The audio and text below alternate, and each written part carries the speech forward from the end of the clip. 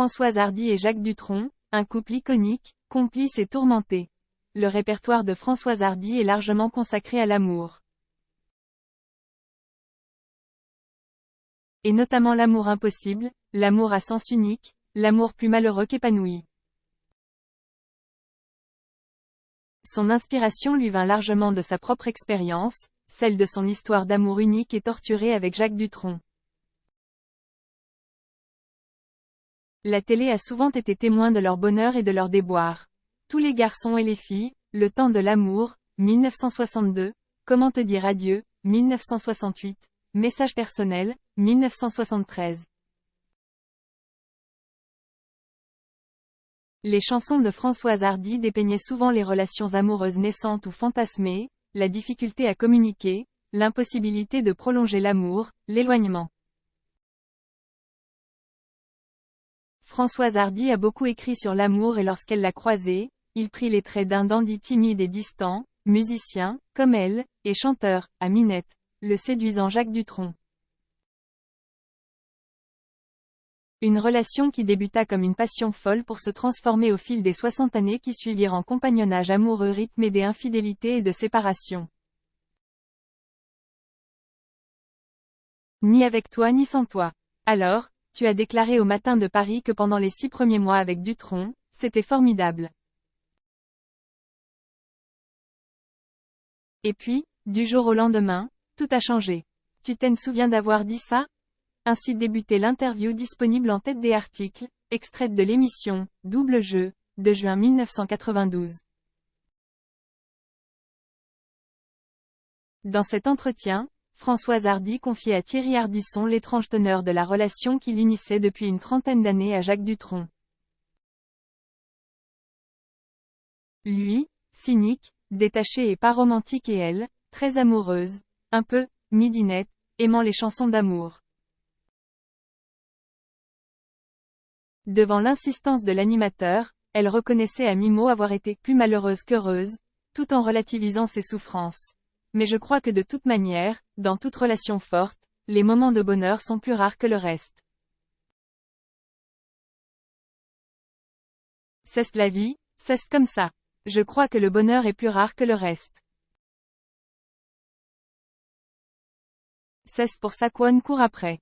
Cette souffrance fut sans doute l'inspiratrice de ses plus belles chansons et certainement le sel de son talent. L'artiste ne s'en cachait pas, leur vie commune n'avait jamais été calme ni sereine.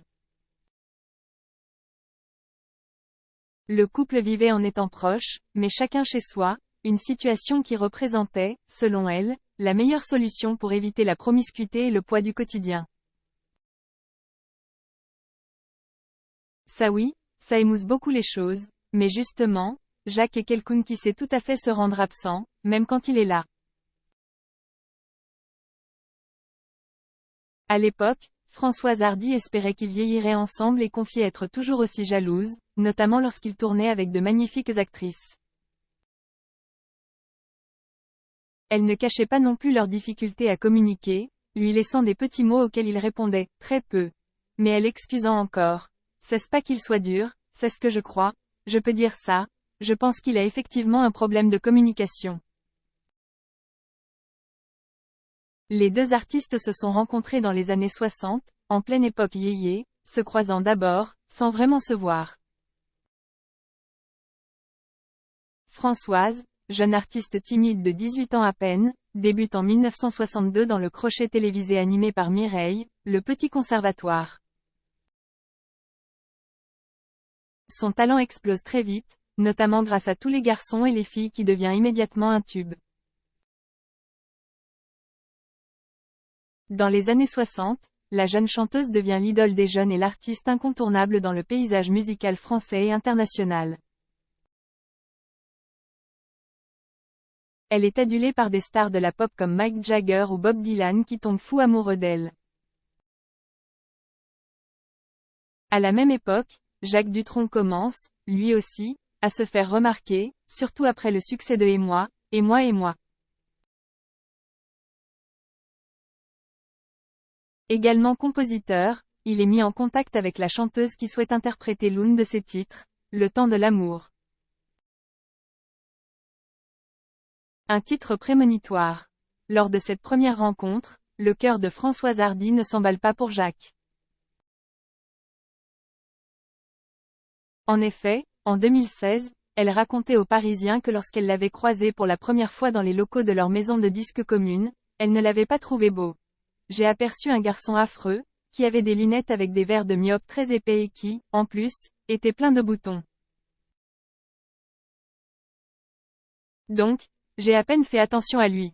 L'allure banale du jeune homme n'avait sans doute rien à voir avec l'icône de mode qu'elle était déjà. En effet, sa silhouette filiforme, son style inimitable faisait déjà de Françoise Hardy une égérie des couturiers tels Courrèges ou Paco Rabanne, et surtout Yves Saint Laurent. Photographiée par son compagnon de l'époque, Jean-Marie Perrier, elle apparaissait sur toutes les couvertures des revues.